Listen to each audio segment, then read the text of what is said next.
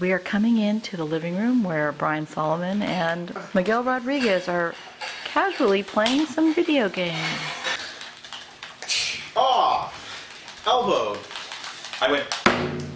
Hello, I am Miguel Rodriguez from the Monster Island Resort podcast, and finally we are going to conclude the Godzilla discussion with B-Sol of the Vault of Horror blog and Vaultcast, and so we have here the Vault of Monster Island Resort. Hi, I'm Brian Solomon, aka B-Sol, the Vault of Horror, and I am excited to be here for the concluding and final chapter of the Godzilla marathon discussion with Miguel Rodriguez of Monster Island Resort.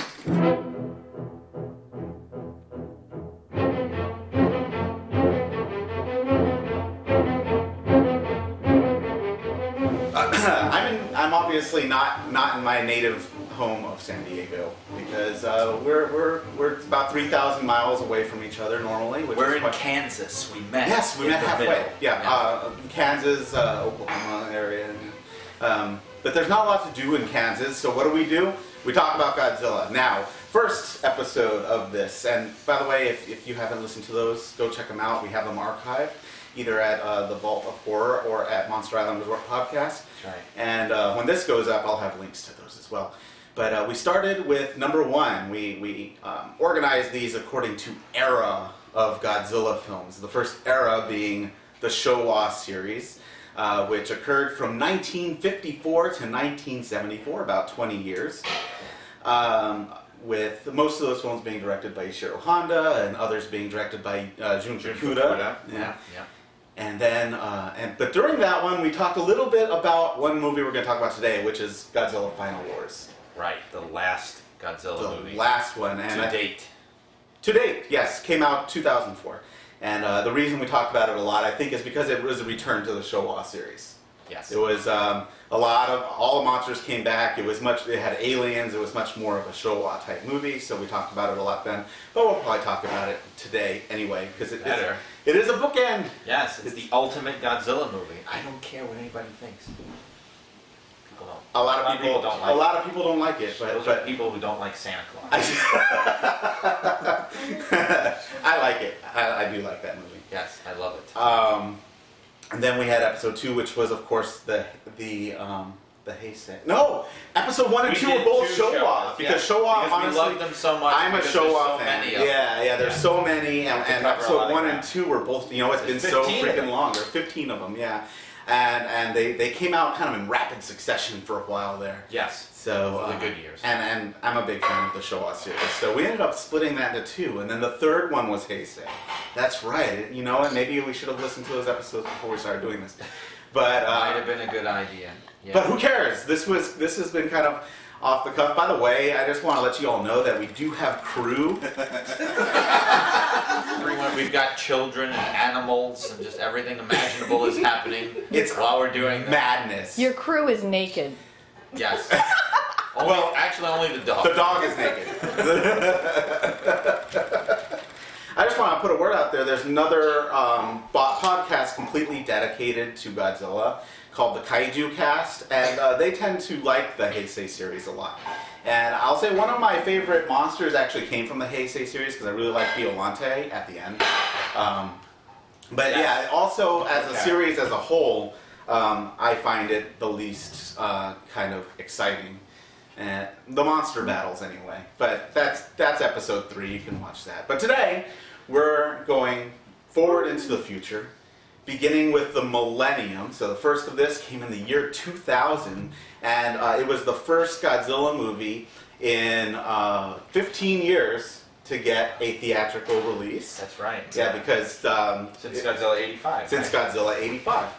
So when Godzilla was rebooted in 1985 for the first of the Heisei series, that was in 1985.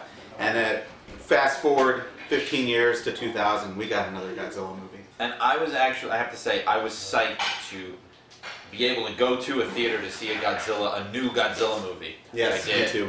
And I don't think I had ever done that before because I didn't go to see, I was a little too young, I wasn't into it yet. I didn't go to see Godzilla 85. I did. Yeah, I did. My dad took me, and it was awesome. It was awesome. Did you want, before we do that, did you want to get that we have to we have to tread a dark path for a while. And that would be, a lot of you might even be saying, you know what, there was a theatrical Godzilla movie before the year 2000, and it was in 1997, and it was directed by Roland Emmerich, and it featured that wonderful star Matthew Broderick. In the early 90s, Toho licensed the Godzilla name to TriStar Pictures for the big American movie extravaganza, which promised to be amazing, and I was pretty excited about it. I was too. Yeah. I was. Of course you were. Before I saw it. Yeah, before you saw it. And then they really, really hyped it up by not showing any pictures of Godzilla. Do you remember that? No Yes. one could see Godzilla. Yes, and now we know why. And now we know why, because he was a big iguana. So that happened, and it turned out to be a travesty. And one of the reasons is, A, I don't think Roland Emmerich or Dean Devlin, responsible for the film, really had a lot of respect for the source material, or really understood it, nor it seems anyone at TriStar at all. And so we ended up having essentially a monster attack movie. Yeah. That unfortunately had the name Godzilla attached to it. And it just happens to turn in the middle into Aliens. Yes! Except in Madison Square Garden. Mm-hmm. And that's it. Here's the thing with Godzilla, and we talked about this before, but Godzilla is not just a big monster. Godzilla is a metaphor, and Godzilla is a force of nature. And to the Japanese, and the original intention, is Godzilla represents anything that is unstoppable. The atomic bomb, the radiation, fallout, maybe even a tsunami, or a typhoon. Yes. Godzilla represents something that can't be stopped. Good or bad. Good or bad, yeah. It could be a hero against pollution, like in Godzilla vs. Smog Monster. Or it could be like in the original Gojira, the atomic bomb. That said, the Americans just seem to view Godzilla as a big lizard. And so what we have in that... Not these Americans. Not these Americans. We're talking about, yeah. The other ones. The other ones, the others. So what we have is a big lizard running around New York. New York, was it? It was New York, Yeah. Madison Square Garden. Madison Square, that's where all the little Jurassic Park raptors came out, yep. And he's running away from helicopters. He's killed, or he turns out to be a she also. He's killed by 2 missiles on a bridge. Really? Really? Godzilla in those Japanese movies had hundreds of thousands of missiles, and he's just like, why are you... Exactly. It was just, you just would watch the futile efforts of the military every time, right, as they just prepared heavily to accomplish nothing. Every single time. And this time it actually works. That's true. This time it actually works. Because it's not Godzilla. It's not Godzilla. Also, yeah, he's attracted because they put like a big mountain of fish on the street and he comes to munch on them. We're just bitching about this too much, so we're going to go forward a little bit. But I do want... Matthew Broderick was great. Matthew Broderick was good. Not really. Hank But Azaria. I forgot that he was in it. But I do have a friend, by the way, who teaches Godzilla studies, actually Japanese pop culture in college. And one thing, I believe this is something that came from him, is he was talking about, you know, Americans can't fathom something that they cannot destroy. And that is one of the reasons that movie failed so much. And I think I agree with that, you know. We have these giant monster movies, and you know we'll shoot them off the Empire State Building, or we'll go on top of a roller coaster and shoot it with a radioactive missile, just like in Beast from 20,000 Fathoms. Yes, it's something exactly. It's something that we can destroy, and Godzilla is not that, and that's one of the reasons that was really depressing, and also embarrassing for fans. I was very embarrassed because I dragged a bunch of people to go see it, and I was like, it's going to be great, the American Godzilla and all this stuff, and by the end of it, they were just looking at me, you know, and I'm just sitting there like, I was in the Phantom Menace phase, which means where you try to pretend that you liked it and that it was good, until the shame wears off and you can admit how bad it was. I was like, that was awesome! Oh, God. It wasn't. It wasn't. Oh, well, you know, one of the other problems with it comes from being the source material, not respecting the source material. You can read like marketing materials saying, this is going to be a special effects extravaganza, it's not going to be a guy in a suit smashing Lego buildings. And right therein lies the problem.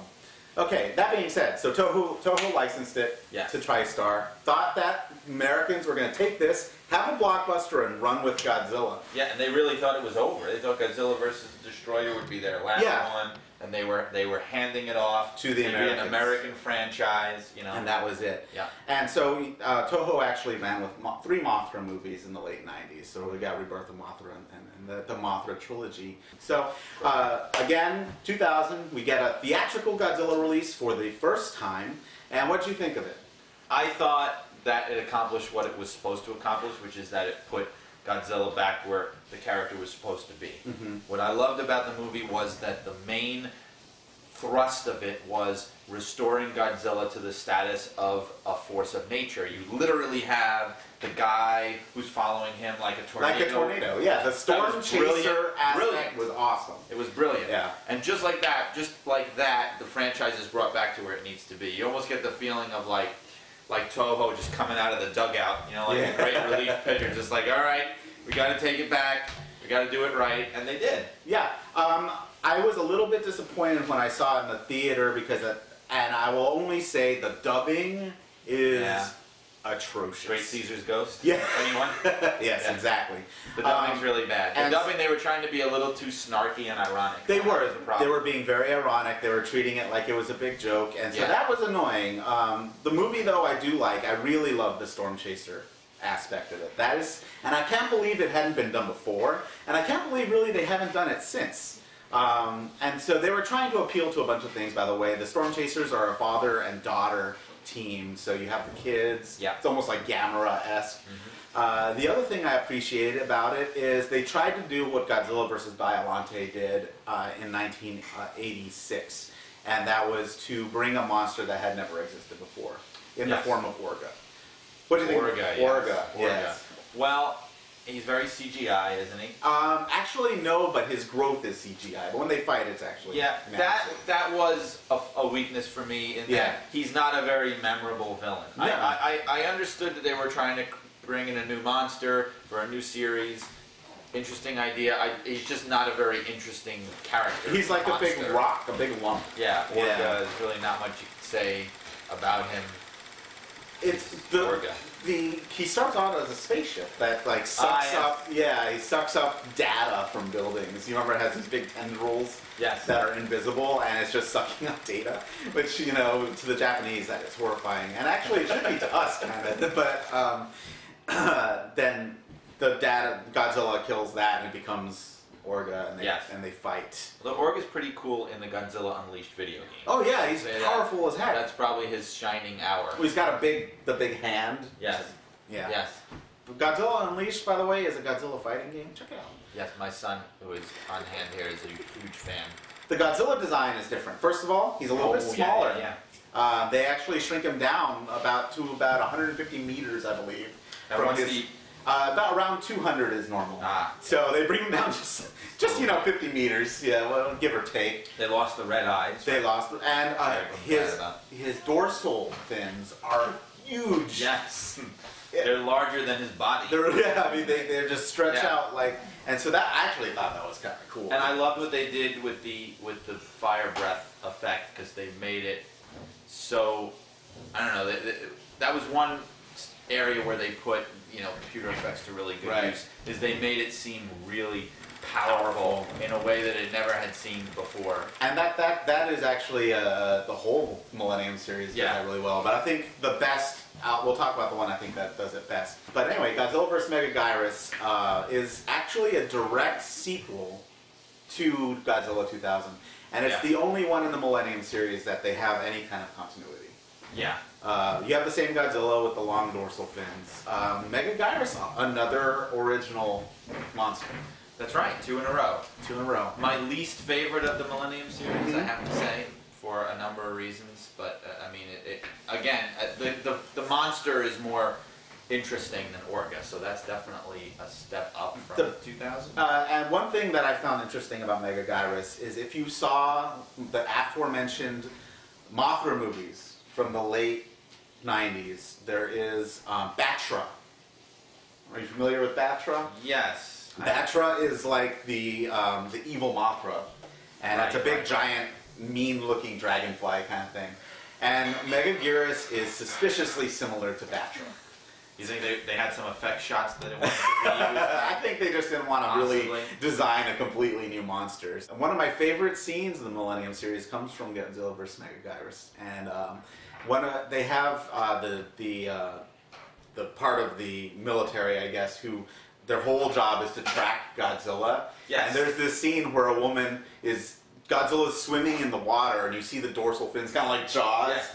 And they chase after him, and she jumps onto his back and staples a bug on one of the fins. It's a pretty cool scene, I must say. Yeah, what I liked about it is you very rarely see, I don't even know if you ever had seen a human actor interacting physically directly with Godzilla. Right. Any other... That's the phone, by the way, just saying, yeah. Not for us. But one other thing about Megaguirus my favorite thing about it though is that it has a lot of horror elements to it. Yeah, it does. It's very, especially in the beginning when the monster is starting out on a more kind of intimate level, like a personal level, human to human. Mm-hmm. It has a lot of a horror feel to it. So I'm always gonna like that. I do like it. However, I have to bring that down a notch and say I am convinced that is stolen directly from Gamera. Attack of Legion. I didn't see it. So what? I can't. Oh my god. Alright, so... My Gamera experience is limited to Mystery Science Theater. So. Okay, so the Mystery... I'm a Toho man. I'll give you that. Cross lines. And the Showa Gamera was all MST3K. However, if you have not seen the trilogy of Gameras... I've heard. They are fantastic. And unfortunately, they are better than any of the later Godzilla. Yeah. But you should check them out. And really? Yes, wow. yes, they are. And they are created. The director of them all is Shusuke Kaneko, who did Godzilla, Mothra, King Ghidorah, GMK, which is the next one. Which is the next one, and it's a very good. And except he does his own kind of thing with it. But he did those Gamera movies, and they're really good. And in fact, Advent of Legion, which is the second of the Gamera movies, has a giant bug-looking monster. But they start out as smaller bug-looking monsters, and they're really scary. And in fact, there's a scene in the Gamera movie on a subway where they're attacking, and it actually gets to horror movie levels. And when I saw that in Megaguirus, I was like, oh my god, this is just like Advent of Legion. I did like it, but they're a little similar. They are competitors, so it's very possible that and I believe happening. Yeah. But that's okay. I still enjoy the movie. What are you gonna do? I like all these movies. Next movie. GMK. So here's where things get crazy, and it actually drives fans crazy a little bit. The continuity just goes out the window. Yeah, they do start bringing the classic monsters back again. They do, and I think those first movies didn't do super well, so they started bringing back Mothra and King Ghidorah, which they're always going to be loved monsters, so people will go see them. But the Showa era had some kind of weird continuity for a little while anyway. And then it ended, and then it was rebooted in 1984, and you had the Heisei era, and that was the best continuity I will say they've ever had. Same characters, people coming back, they would refer to previous movies, and then that ended with Godzilla vs. Destroyer, and then the Millennium series ended, and then they didn't really care so much about But what they started doing was with each new Millennium movie, they erased every movie that had happened before except for the first one. But they did it every time, Pretty much, the two that have continuity, there's the like we just talked about, 2000 Megaguirus, and then actually Godzilla against Mechagodzilla and Tokyo SOS have a little bit of continuity. Oh yeah, they do, because of the whole Mechagodzilla. But GMK stands on its own. So Godzilla, Mothra, King Ghidorah, all monsters... wait, it's Giant Monsters All-Out Attack. Yes. Or, as everybody refers to it, GMK. Yes. That's their gang sign. Yeah, they're like... But what I like... See... I'm not even going to try. This is where it starts getting into why I love the Millennium series so much, and I prefer it to the Heisei series. Because I think the problem with the Heisei series was it got too kind of inside. It got too technological and geeky and kind of exclusive and dry, to be honest, at least to me. What I love about the Millennium series is they boiled it down after all these decades of experience to, okay, what do people love the most about Godzilla movies? They love watching monsters destroy things and fight. Yes. Okay? They don't want to have to wait for the love plot line or the weird kind of industrial sabotage storyline to get played out, and then see Godzilla for 5 minutes. Let's say that both Biollante and Godzilla vs. King Ghidorah and Heisei, Godzilla doesn't show up till like an hour and 10 minutes into the movie. Exactly. Yeah. So they cut to the chase, and they give you just wall-to-wall monster action, even more than the Showa series did. Yeah. They really just blow it out. Certainly. Yeah. That movie is insane. That's what I love about it. Yeah. GMK was a single shot, directed by Kaneko Shusuke, and he completely changed everything. So Godzilla had always been kind of a story about the atomic bomb. So it's about fear of science, fear of what we can do, that kind of thing. Godzilla in GMK is mystical. And you have Godzilla, and then you have the guardian monsters, which are like kind of almost like mythological earthbound creatures.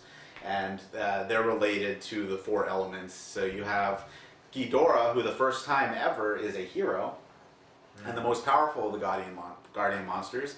You have Mothra, who's always been a hero. Well, not in the original Mothra. Not in the one can make an argument. Now, in the original Mothra, Mothra was tearing stuff up, but it's because the bastards got her egg. So she was coming after her baby. If they just gave it back, she would have been okay. True. Okay. But you're right. In the beginning, she was kind of scary. And then, so here's the sad thing about poor GMK.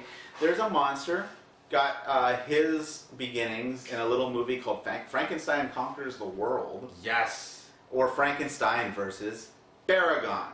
And the third guardian monster in GMK is Baragon.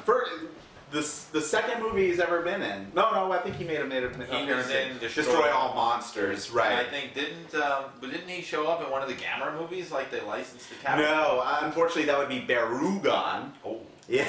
Pardon me. Yeah, in Gamera there is a character called Barugon with a U, which is different, and in fact looks completely different, has a big horn, and shoots rainbows out of his back. Yeah, but I can do that as well. I bet you can. You light up my life, Diesel. But double rainbow, as a matter of fact, in your case. But I always wondered that poor Baragon got left out of the title. We've got GMK, Godzilla, Mothra, King Ghidorah, Baragon. You know what? Sorry, guy. No one cares about Baragon is like in the 3 tenors, like Karate, D-list, Mango, and the other guy. I don't know what Jose something. What is his name? Jose Feliciano. No, it's not Jose Feliciano. But so Baragon is the first and the weakest of the guardian monsters. But what Kaneko did, that was kind of an interesting take, is making this whole mystical thing. A lot of people didn't like it, but they do like the movie. They just don't like that aspect of it. Yeah. Godzilla is also very angry in it. And Godzilla comes back, a lot of times he's been kind of ambiguous as to, he's like a storm. A storm doesn't like you and doesn't hate you. A storm is an indifferent force, and that's kind of what Godzilla is. In GMK, Godzilla hates you. And one thing no one has ever seen in a Godzilla movie is there's a scene, and it shocked the hell out of me, frankly, is Godzilla finally shows up in the city, and a woman looks up at him and screams, and you see the classic Japanese people take off like wildfire, everybody's running down the street, and Godzilla's like, huh? And looks down and blasts the hell out of them on purpose. Yeah. Not because tanks are shooting, but just shooting at running away people. And then it cuts, and you see a atom bomb cloud go up. It's a far cry from Godzilla's Revenge. Oh yes, it is a far cry. Playing with little boys in short shorts. And Minya's running around. Talking hi there, Ishiro! Talking like Don Knotts. I love that movie. But GMK, alright, so we've got a very angry Godzilla, Godzilla is a physical manifestation of the people who died in World War II and are pissed off because everybody forgot who they were. The Japanese people. The Japanese people, yes. And so he's a very angry monster. It's very heavy for a Godzilla movie. It is. Not that they don't deal in heavy things, but that's a little... Yeah, I know. So it gets a little crazy. But what I do love is, and something we haven't seen since Showa, one thing they do in this movie is wrestle. They shoot each other, but they fight. They flip. They kick. And the Japanese love their wrestling. But in Heisei and the Monster Balls, there was never any wrestling. No. It was always like. They were too sophisticated. Yeah, and even in 2000, there was a little bit, but it was mostly just Godzilla shooting his fire breath or radioactive breath. But in this one, man, that fight with Baragon, he just kicks the crap out of Baragon. Yes. And it's an exciting fight. It is. Yeah, but and then so poor Baragon, Mothra and King Ghidorah come next, and there is a lot of people drama too, but some of it's really funny. I have nothing against it. I mean, you got to have human characters, but I can see their thought process on those Millennium movies, where it was like more monsters. There was a lot more monster battle. Yeah, that was awesome. After GMK, which was pretty successful, you got two more, and that is Godzilla against Mechagodzilla and Godzilla Tokyo SOS. I think it's really cool that you have, in every one of the Godzilla series, you have a Godzilla versus Mechagodzilla movie. Yes. It's like Godzilla versus Mechagodzilla 3. Yes. But this one, I think, well, I don't want to say it's the best, but it's definitely an improvement over the Heisei Godzilla versus Mechagodzilla. It is. I have some problems with it, but I love the Godzilla suit design. It's one of my favorites. It's also become one of the most popular.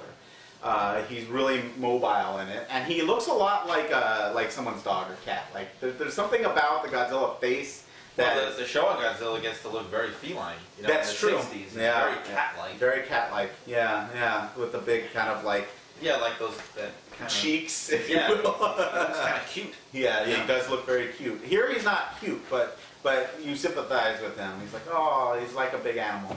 Yeah. There's a scene in Godzilla against Mechagodzilla where Mechagodzilla, first of all, is built by the people, and he's called Kiryu, has a new name, and he is made by the Japanese government out of the bones of the original 1954 Godzilla. That's right. Great idea, actually. Interesting idea. Yeah. Very interesting idea. Which, so he's kind of like an android, and then when Godzilla and Mechagodzilla face off, they, I guess there's some kind of psychic connection, and Mechagodzilla goes insane and starts blowing up the city. What drove me a little crazy about that scene is Godzilla, they meet, that craziness happens, and the regular Godzilla's like, alright, he's got this, and takes off and goes into the water and swims away. I was like, man, why didn't he join the fray a little bit? But it was pretty cool. They have the G-Force kind of like military people who go after Godzilla specifically. Yes. And I think there's a pilot of Kiryu who is the woman who we're supposed to identify with. It's very Voltron. It's very Voltron. Yeah, that is a good way to put it. Or it's funny when you say G-Force, it's like the cartoon G-Force. Yeah, it's kind of like the cartoon G-Force. And actually, I believe, because in Final Wars they're M-Force because they're mutants, right? That's right. The next one, Tokyo SOS, they kind of have some continuity in that there's still that same branch of the military. Yes. Some of the same characters. They have the Mechagodzilla who's called Kiryu, which I really love the Mechagodzilla design in that. And they come together. Godzilla comes and Mothra's there. And it actually also is a direct sequel to the original Mothra. You have the same character from the original Mothra, and they have flashbacks to the original Mothra movie in 1960. And I thought that was interesting. Very random continuity. Very random. Like, hey, why don't we just tie this into this? Oh, and isn't that also the one? No, it is in Godzilla against Mechagodzilla where they bring back continuity from like War of the Gargantuas. Yes, that's right. Because they build the maser cannons, and they're like, remember when we used these against Gyra and Sanda in War of the Gargantuas? And I was like, what? See, but that's what makes the Millennium series so great. Yeah. That it's like they acknowledge the fans. They do. More than any of the other Godzilla movies ever did. They acknowledge the people who are fans of these movies. And I believe they even have one of the monsters from Space Amoeba. Yeah, and it's dead. This random monster from Space Amoeba, which was directed by Ishiro Honda, which had nothing to do with the Godzilla continuity, by the way. But there's a big turtle-like monster called Kameba, and it's beached dead on the beach, and only like the nerdiest of the nerdy would say, "Hey, that's Kameba from Space Amoeba." But that's who it's there. But that's who it's there for. Yeah. So I believe, I don't remember if that was an SOS or against Mechagodzilla, but that was also kind of interesting. It's just a tip of the hat to those old school classic monster fans. Right.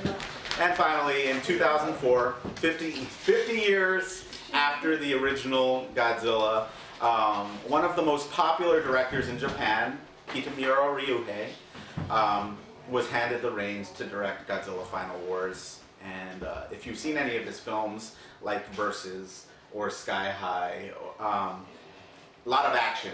Yes. Or one of my favorite, Azumi. A lot of really, really kinetic action, and he brought that to the movie, definitely. Yeah, I imagine, it probably was a very big deal, especially over there.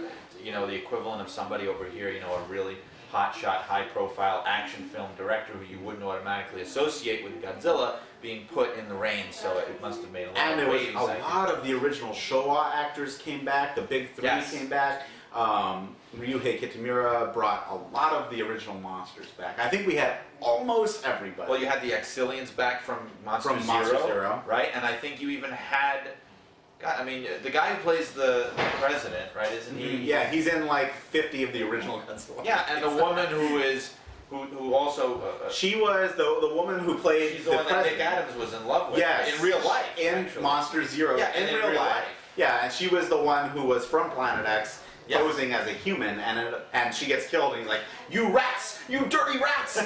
But she came back, and she was the actually, and she ended up being replaced by an alien in Final Wars. So it's kind of like an homage to Monster Zero. Yeah, and I know a lot of people don't like it, and they have their reasons, and actually they're probably the same reasons that I do like it. The fact that it's just so much fun. It's the ultimate Godzilla movie. It's the ultimate way to end it. Even though it's probably not over, they threw. It's like they were just sitting there and saying, "Okay, Godzilla fighting every monster that he's ever fought. Plus, we'll have aliens and mutants, and we'll shoot it like it's the Matrix, and we'll have like kung fu. We'll just throw it all in there and and motorcycle chases. Yeah, exactly. I think a lot of complaints are. That's why it's so great. I think a lot of complaints are, first of all, Godzilla doesn't show up till halfway through the movie, but that's always happened. But I can forgive it this time out because there's so much fun, interesting stuff going on in that. And the aliens are pretty cool with the. You don't mind, you don't mind. And the main bad alien, who is the teenager who ends up taking over, he was hilarious. He's like an anime character come to life. He is. He's like in Dragon Ball Z, because when he gets super powerful, he has spiky hair all of a sudden. Yeah. Yeah. That's right. Godzilla in it is not another monster fighting other monsters. He kicks everyone to the ground in this. Every fight lasts like 2 seconds. Godzilla just has a round-robin tournament. Yeah, and it's like he's just walking around the world. All right, you're a monster. Boom, you're down. Oh, you're a monster. Boom, you're down. I think one of the fastest is actually against the American Godzilla in Sydney, Australia. And it's like kick, fire, gone. Yeah, and throws him into that stadium. Yep, into the amphitheater, the classic amphitheater. And that's when the line from the alien is, "I knew that fish, tuna-eating monster was worthless." I think he actually called him a tuna. A tuna-eating monster, I thought. Maybe we have differently dubbed versions. We'll have to see. In mine, he says, "I knew that big tuna wasn't up to anything." Oh, really? Yeah. Oh, yeah, mine's different. He actually called him a tuna. So. Yeah. That's funny. Yeah. And the poor smog monster, definitely. Yeah. You probably didn't even realize he was in it, did you? No, it's 2 seconds. A second and a half. He slides into a building. After waiting all those the sea years. monster slides into him and impales him in the building. At least the sea monster gets a little more airtime. You know, the whole X-Men the mutants group speed are him down. fighting the sea monster. That was kind of cool. Yeah. Wanda is in it. How could you not like that? The weirdest things, though, I have to say I love about that movie. My two favorite parts. At the end, when one of the mutants sacrifices himself by kamikazeing into the shield generator for the spaceship. The music you mean for that. Return of the Jedi? Oh wait, No, it's exactly like Return of the Jedi, and the music is like especially if you see it with surround sound, because the music in that movie is awesome. And it is. Yes, it is. The opening credits for Godzilla Final Wars are phenomenal. Yeah. I could watch them again and again and again. They're great. Because it just goes through all the series. Yeah. Yeah, they really get you excited to watch the movie and just. I want to watch it right now. Do you have it? Yeah, that's it. We're just gonna watch it. All right, so we're gonna watch Godzilla Final Wars. I hope you enjoyed our 4-part ridiculous Godzilla talk. I did. I did too. I can go on forever.